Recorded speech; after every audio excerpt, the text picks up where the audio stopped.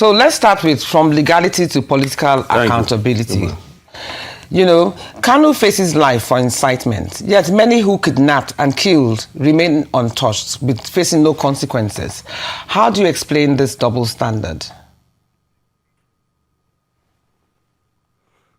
Well, I have had a lot of conversation about Nnamdi Kanu's situation, including revealing to the Nigerian people that his trial was pre-planned.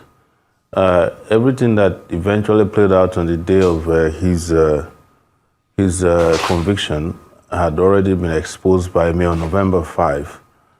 Maybe we are only lucky that we fought a bit through the Free Nnamdi Kanu protest to have saved Nnamdi Kanu from the hangman's noose. They were going to sentence him to death. That was the plan. And you can check my Twitter and Facebook posts on November 5. Because I was giving that information in advance.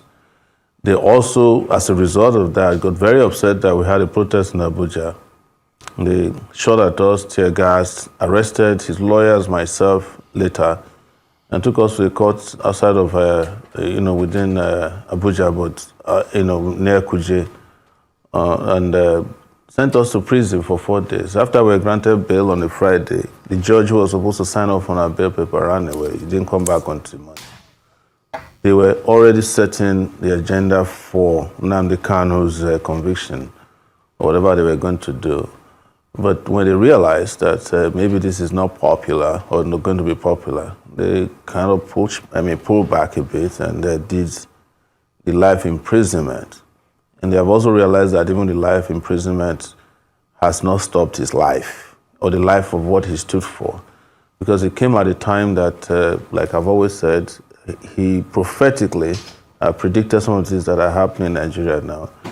And when he was eventually convicted, those things are come full circle in terms of terrorism, the unchecked activities of the people you call terrorists or bandits who have been given preferential treatments in Nigeria over time. They always have the right, they can drive around in their convoys with vehicles seized from the Nigerian army. One of them wore a uniform of a police commissioner, an assistant police commissioner he killed. He wore his uniform to town. They were carrying their magazines and their heavy-duty weapons and ammunition and addressing press conferences. I insist that till date, the only evidence that was adduced against Nnamdi Kanu in his trial, the whole trial, was that he had a microphone and he had a radio transmitter and his underwear, both top and bottom, that he found in a hotel. Every other evidence they claim was against him were things that were circumstantial. Oh, he said that the people should kill police, even when he was not in the country. Oh, he was the one who made NSAS to become what it is. But there are celebrities in Nigeria who claim they started NSAS. I started NSAS in Abuja. And I was one who gathered a lot of people that joined NSAS by calling them individuals, some of the celebrities. So if those ones are being celebrated for doing NSAS, why is Nnamdi Kanu being sent to prison for life? Just for speaking on the day of NSAS to say, oh, do this or whatever they said he said.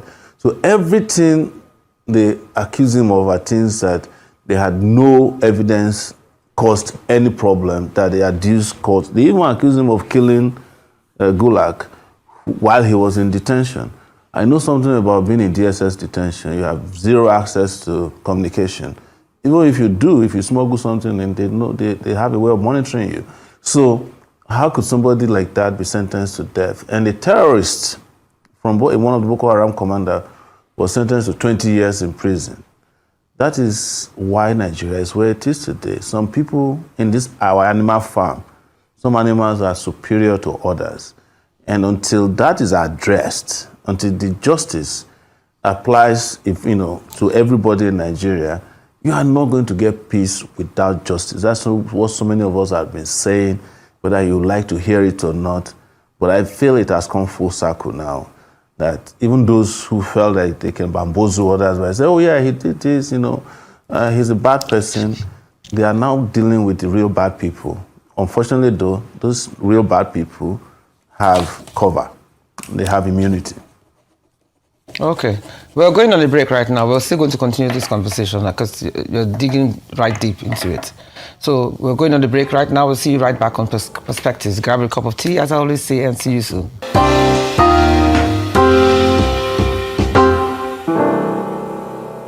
So now we have Jimmy in the house. So let me ask you, Jimmy, many Nigerians believe Kanu's sentencing was influenced by ethnic bias and not the law. Legally, how do you interpret that perception and what's your position on it? Yes, thank you very much for bringing up this topic. One thing people need to understand is that it's not necessarily that other considerations would have come into play in a decision of court if somebody does not succeed in his case being upheld or in his defense being upheld.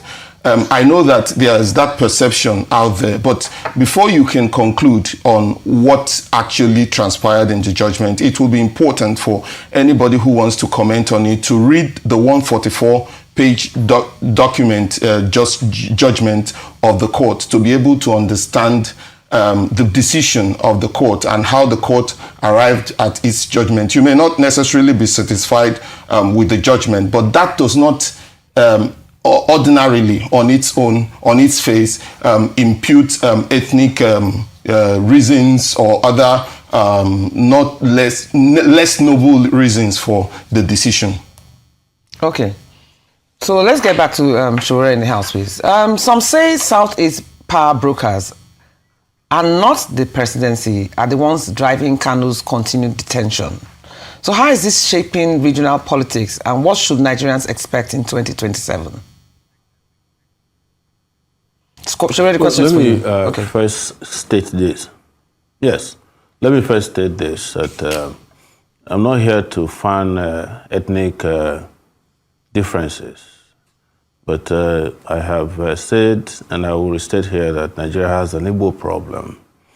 And this, of course, emanated historically from the Civil War, where we claim that it was no vanquished and no victor.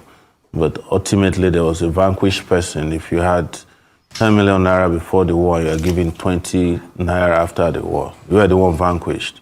If they said to you, you cannot be promoted in the army because you can't be trusted, you are the one vanquished. If you cannot get promoted within the civil service because you can't be trusted, you are the one vanquished. To come to your question, and just to say that anybody who says that an Igbo man is not treated differently is just lying. That's the truth. Well, all of us know this. That's a big elephant in the room. And that is what I said earlier when I said, well, there's a Boko Haram guy who has been killing, beheading people, and he was sentenced to 20 years. And the guy who uses a microphone and a radio transmitter is sent to prison for life. They could have sentenced him to death if something hadn't taken place. Then to go to your question about the issue of how the regional power brokers behaved. I was in the midst of it. I was the one calling them up for protests. And I knew what I went through in the hands of the governors, House of Rep members, senators in the Southeast. They all flatly and vehemently, without speaking, refused to encourage their people to participate in anything that could peacefully. It was a peaceful protest planned. So who did we rely on? We relied on those in the markets, to close down their markets. But the major leaders, including the deputy speaker, he came out shamelessly asking that the Igbos should sit at home and you should show that you are cowards. There's no cowardice in peaceful protest. The reason is that they believe that Nnamdi is too powerful politically, and that if he's released, he will have some impact on their political influence and popularity in the zone. They know that they are not popular, but they have all relied on the center to get whatever they want, to keep control over the southeastern political people. And they know that they are running out of time. If Nnamdi Kanu is released, that would not continue. We no longer enjoy what they're enjoying now. Whatever it is, whether it is fake or real popularity or power, they will lose it. They know it. Because I will reveal to you today that one of the biggest issues with the Nigerian state and Nnamdi Kanu is that they couldn't get him to promise that he would renounce his agitation for Biafra. That's the biggest problem. That was his main crime. They said it, if they even proposed to me that I should go tell him to enter his defense, and if he enters his defense, then if they release him, he should promise that he will form a political party and participate in politics. And if he can do that, they will have no problem with him. He said, no, I want the Biafran, I want my region to be different from Nigeria because Nigeria doesn't, cannot support our aspiration for greatness. Now, my caveat is that I am opposed to breaking up Nigeria. I'm a Pan-Africanist.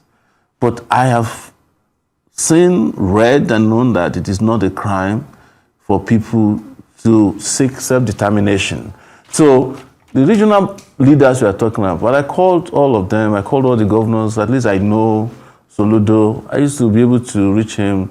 I mentioned here that the governor of his state, Abia, was a columnist at Sahara Reporters. So I called a lot of them. No one of them picked my call. No one of them has called me back because what we want is not what they want.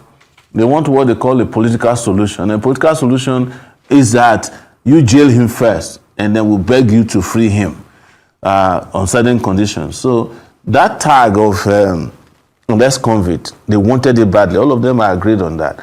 The question is, how did they release him? Nobody can tell you when they will release him. They don't plan to release him because of his refusal to endorse their political agenda in the Southeast.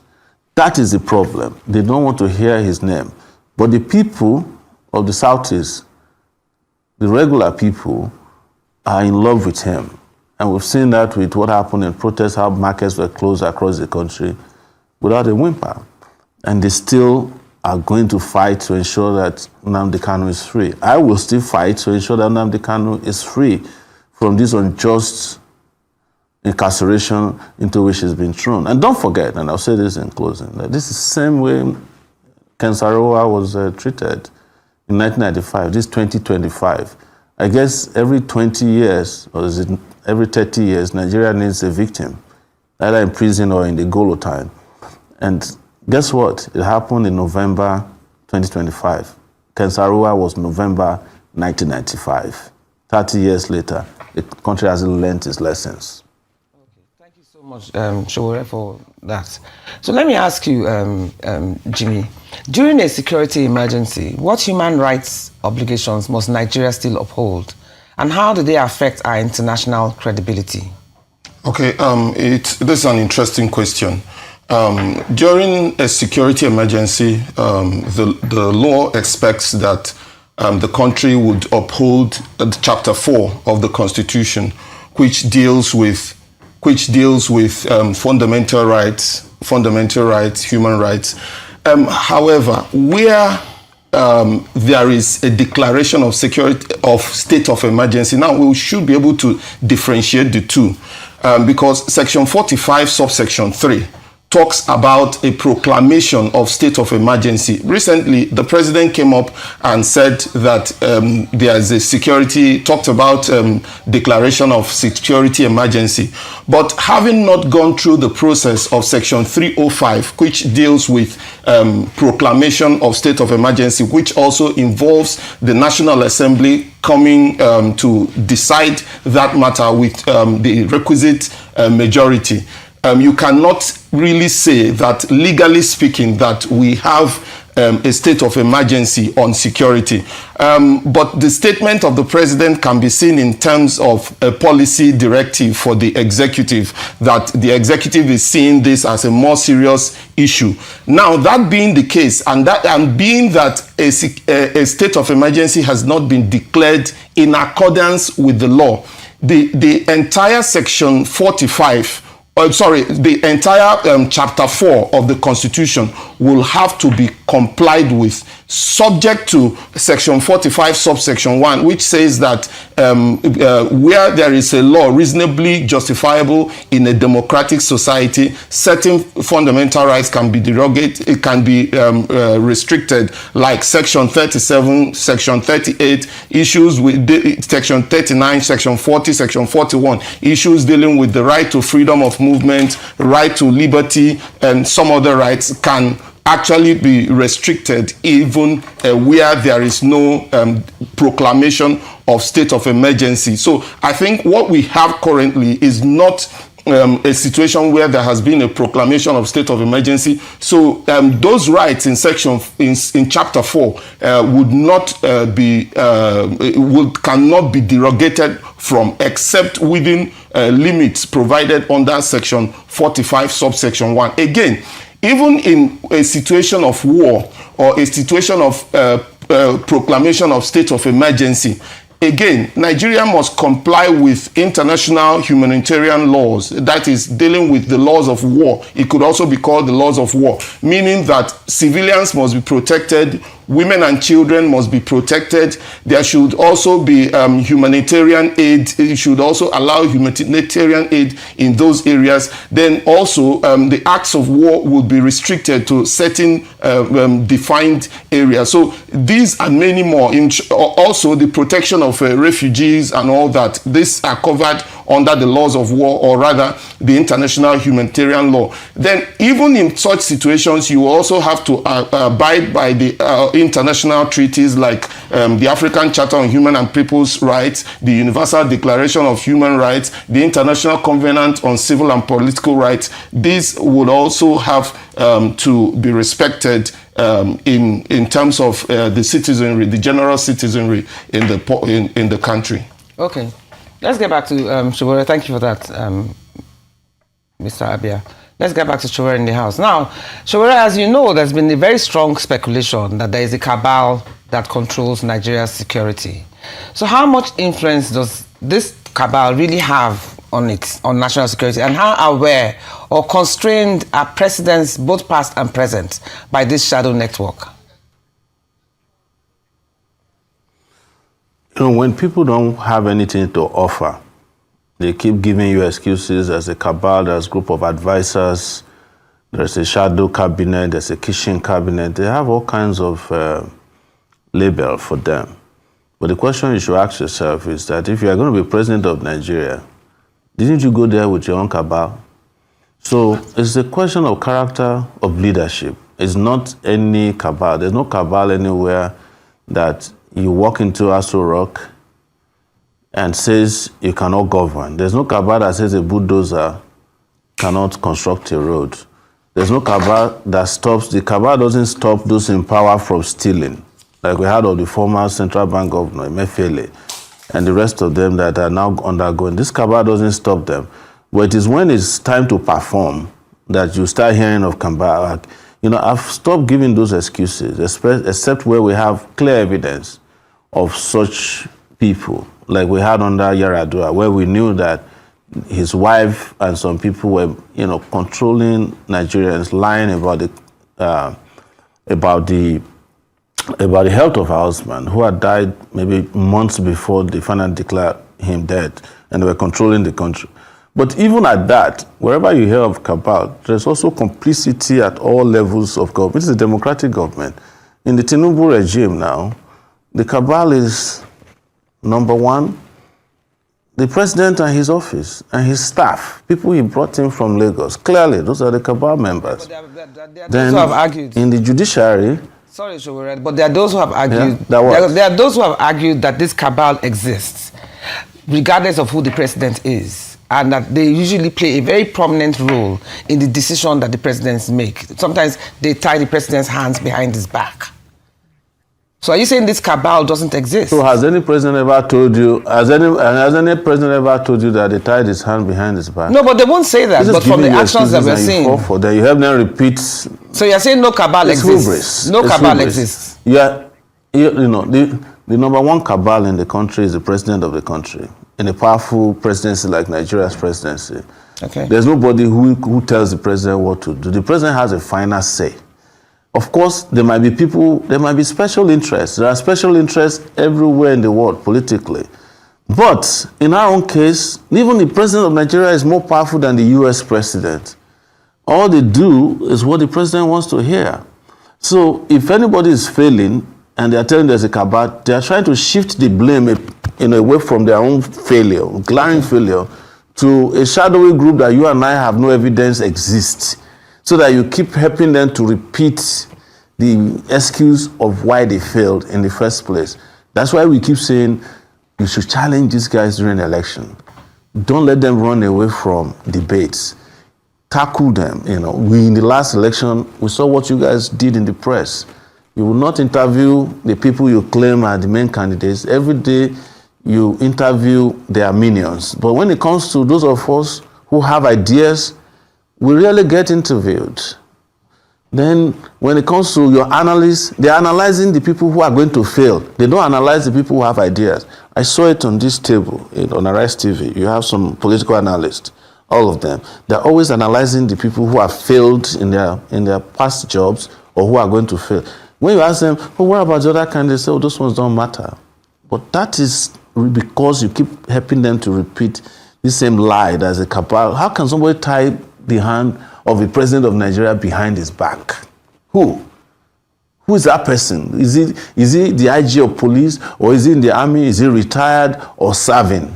Who? Is he a traditional ruler? There's nothing like that, because the way Nigerian society is, the person who is number one becomes everything. He's a traditional ruler, he's a chief priest, he's the president, he's the chief judge, he's the Senate president, he's the Speaker of the House. But if that's you know the case, how these things work. If that's the but case, when they want to lie to you, when they want to lie to you, they'll tell you, oh, somebody's holding, they tie somebody's back behind it. That's what judges always say to you all the time. Oh. Well, I would have given you bail. Somebody is tying my... How do you say that in a democratic society? And we keep repeating it. If somebody's hand is tied behind his back, he should leave power. Resign. But let him use the last opportunity he has, grab a pen and resign, and let people whose hand cannot be tied behind their back assume power, and you see the difference in hours. But if that's the case, and you say the president is so powerful, the number one most powerful person in Nigeria, why do we now seem to be in a compromising situation where we try to negotiate with the bandits, as we have seen?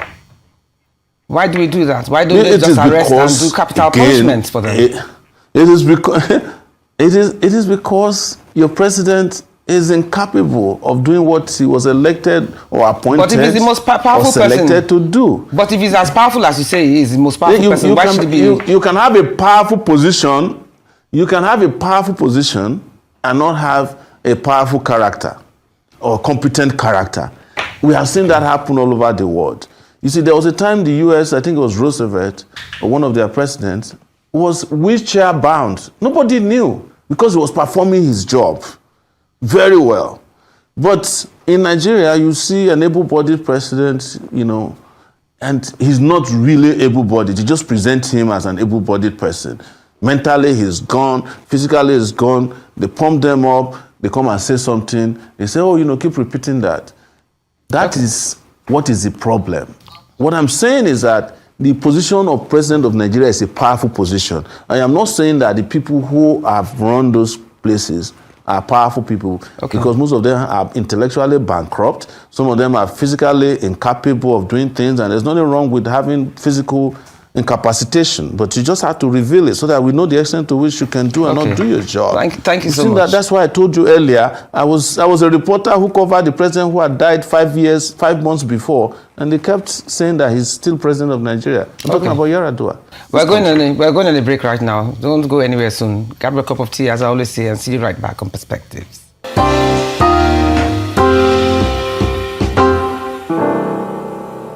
Welcome back to Perspectives on Arise News. So let's get back to Jimmy in the house. Now, Jimmy, beyond emergency measures, what long-term reforms are essential to prevent Nigeria from returning to this crisis again in the next decade? Okay, thank you very much. A very interesting question.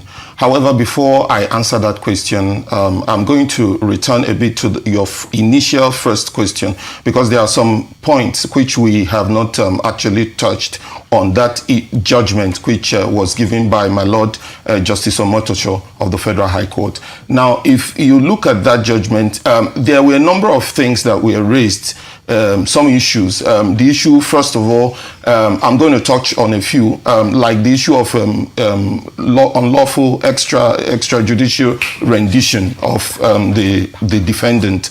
Now, I want Nigerians, it's important to understand this. The Nigerian law, the position has always been that regardless of however a person has been brought to trial, the person can get damages or compensation for how the person was wrongfully brought to court. However, it does not vitiate the trial that follows it. Now, even in this particular case, in the initial case which came up at the Supreme Court, that matter has been decided by the Supreme Court, saying that regardless of the way the defendant was extrajudicially, extraordinarily renditioned, that it does not affect the judgment. That was on the basis on which the Supreme Court set aside the discharge by the Court of Appeal. So that matter having gone to the Supreme Court, unless the Supreme Court overrules itself, that remains the position of the law. Then another issue which was raised was that issue of repealed law, that the laws have been repealed. Now, there's a misunderstanding on that issue, which is that a lot of people have said that where a law has been repealed, that the law is of no effect at all. If you look at section 36, subsection 8 of the Constitution, the Constitution deals with the law at the time the offense was committed. Now, what that means is that regardless of the repeal of the law, that if an offense was committed while the law was still in place, a person can still be tried on the basis of that law, regardless of the repeal. This is also supported by Section 6 of the Interpretation Act, which says that regardless of any repeal of a law, that it will not affect actions which have been commenced, or proceedings or investigations which have been commenced upon that repealed law. If you also look at the Terrorism Prevention and Prohibition Act, upon which the defendant was charged in that particular case, you will see that there is a savings provision in that law. Section 96 and Section 97 of that law clearly make provision for a savings provision. What is a savings provision? A savings provision is a provision in a law which gives opportunity and leeway to try persons under the act, despite the fact that particular law has been repealed. There are a number of other issues, issue of jurisdiction, and then issue of whether the issue of jurisdiction would have to come up first and be decided as part of the judgment. Then on the issue, whether what can be done, to prevent this kind of situation arising in future in terms of insecurity in the country. I think it's important that Nigeria at this point deals with the issue of corruption, because it is corruption that makes it possible for funds that should actually go into fighting insecurity, to be diverted and all of that. Then it's also necessary that there is the political will to fight insecurity. Then Nigeria would probably need to also tinker with the structure of the federation, because I think that where is the country where everybody can actually determine their future. Every region of the country can determine their future regardless of whatever the other parts decide. It will help in yielding a situation where people will be satisfied in being part of the federation. So these things, if done, in addition to a number of other things like intelligence gathering, ensuring that there is motivation within the security agencies and all that, if done, I believe that it will help in protecting against this kind of insecurity that we're having today. Okay, let me get back to Sowore in the house, please. Now, Sowore, can you hear me? Okay, as you know, I can hear you loud and clear. As you know, Sheikh Gumi has uttered some words or made some statements that most people or some people perceive as quite controversial and also insightful. And he went as far as suggesting that a proposed budget allocation be made for the bandits. Some might think that this is controversial, but others also argue that if militants once received amnesty, should this consideration not even be on the table, or is it a dangerous precedent? Well, thank you. Let me quickly respond to my friend who was talking about the trial of Nnamdi Kanu and what is fit and what is not fit. I'm not a lawyer, but I know that there's a legal principle known as, in Latin, es nihilo nihil fit, which is you can't build something on nothing. That you can't derive legitimacy from a flawed process. If someone is abducted or kidnapped from another country and brought to your country, you can't try him basically because that's unknown to law as a way of apprehending a suspect. And you cannot commit crime just so as to prevent crime. So I just want to clear that as far as this goes. Like I said, I'm not a lawyer, but I know this is a legal principle that, is very well known as a basis for fairness and fair play in law. But having said that, you've mentioned this man in Kaduna who I used to know, I could almost call him my friend, as this Sheikh Gumi.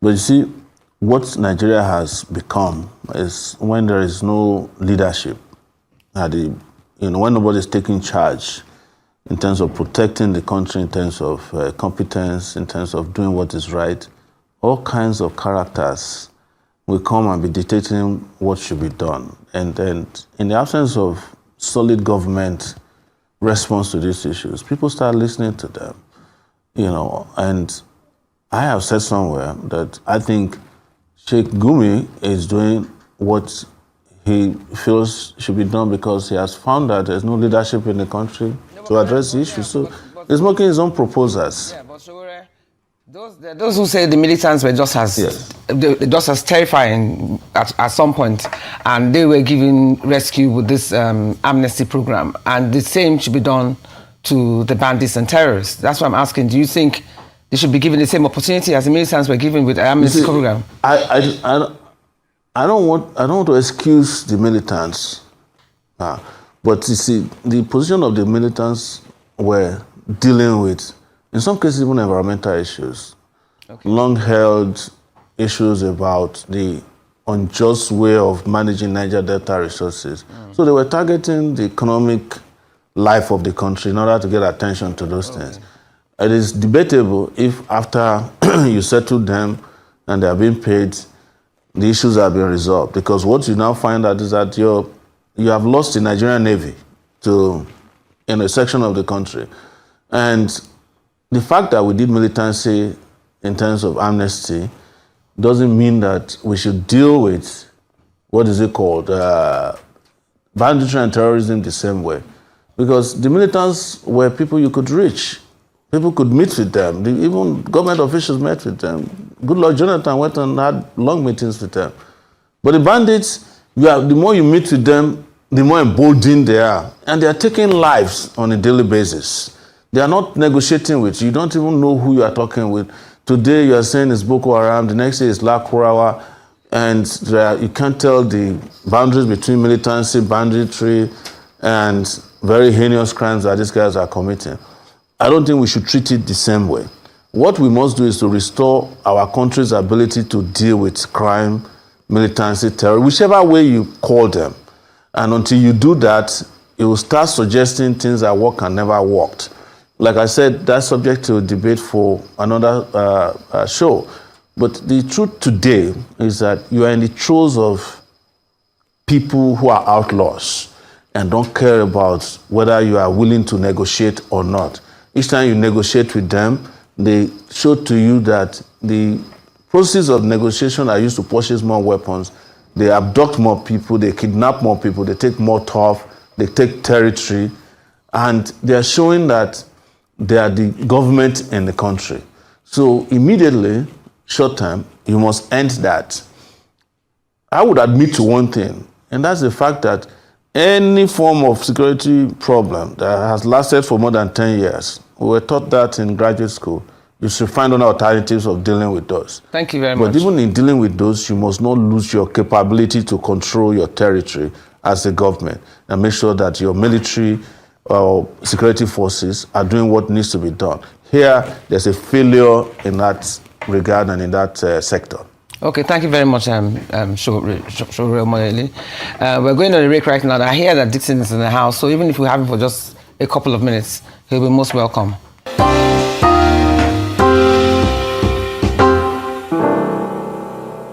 We now have Dixon in the house, so better late than never, as they say. So welcome to Perspective, Dixon. Thank you for having me. So let me ask you, what can global partners realistically offer Nigeria in this fight? And what internal gaps must we fix for the support to be effective? Oh, fantastic question. Thank you for having me. We've been having a lot of assistance from the international community, from other global partners in the fight against insurgency, and yet it has not yielded any results from time since 2009 when Boko Haram sprang up officially and taking over some territories from Nigeria. But for me, I think what we are suffering from the enemy within. And when you suffer from the enemy within, that tells you that that is going to be a very difficult fight to handle. You know, just an Arabian proverb that says that it is preferable to have 1,000 enemies outside than to have a single enemy inside. And inside that trait, that is what is bedeviling Nigeria. And that is why this fight has been taking so long, because those people who are the internal threat are really, really fighting so hard to ensure that our government do not achieve victory in this fight against insurgency. But for me, if we want to get it very properly or very right, I think we must start looking at the enemy within. The enemy within is one of the major threats bedeviling Nigeria. Can I just stop you there briefly? Because I did mention a cabal, the existence of a cabal, to one of the guests, and he said that that is just a myth. So do you actually believe that there are enemies within that want to continue this insecurity? Of course there are. Some few years ago, the United Arab Emirates sent some list of terrorism sponsors to the federal government of Nigeria during the time of General Muhammadu Buhari, the former president. And Nigeria had expected that the lists that were sent to the federal government would be made open for us to know who are the enemy within. But that list up to today, we've not seen it. And sometimes a few months ago, we learned about some secret trials of these sponsors of terrorism. And I see that as a defeat on our national security. I see that as an abuse on our strategy, because if we don't take out this enemy within, we'll keep on fighting. Why is it impossible to take them out? Well, I think the government should be able to give us a response, because I think nobody is bigger. Think, though? What do you think is the For me, I think the government is not really serious about the state of insecurity, and they don't really want to hit or take the bull by the horn, because I don't think any person in this country is bigger than the law or bigger than the federation. We've seen Sheikh Gumi coming on air or on board on various platforms, defending the killers of our soldiers, defending the killers of our officers and men. And I just sometimes worry if this man is above the law, or if this man is above the state of Nigeria or above this country. But for me, I think it's not just that we are not ready as a government. And if we are ready, we'll start going after the sponsors, going after the cabals, bring them to book. Because if we want to keep on fighting or killing these terrorists or these fighters, we will kill them till eternity. And newborn babies in next few more or some years to come, from the terrorist perspective, or families would want to go into terrorism. So we need to strategically fight this war and ensure that we wipe out the sponsors, the financiers, and also ensure that we de-link with the resource and we demobilize them, because they use resources, and without resources they will not strive. So let's try and see how we cut off the enemy within and also cut off their resources. That is de-resourcing. When we de-resource this criminal element, I tell you, they will not have more resources. But do you think the president's speech about recalling VIP soldiers that protect VIP, recalling getting new troops, how much cost training do they need? How much do they need to train to be ready to face these insurgents and the bandits and Boko Haram? And then also, they don't even have the kind of instruments we hear that those ones have. So how long should this training course be to make our soldiers effective enough and capable enough to face the bandits? And do you also think that some old retired soldiers should be recalls from the experience? From the last question, fantastic question, Ruth. I don't think we are just mixing up issues in this country. I don't think personnel is a problem, and I also don't think that we don't have the capability and capacity. But I just think do we have enough soldiers on ground? Yeah, we have soldiers on ground, but we don't have enough soldiers. This battle is all about, having effective synergy with all security agents from intelligence perspective. Because if you have a lot of manpower and you don't have the strategic drive to defeat these guys, they will keep on killing your officers. But realistically, how long a course should they do? How long should be the training or whatever it is that they require?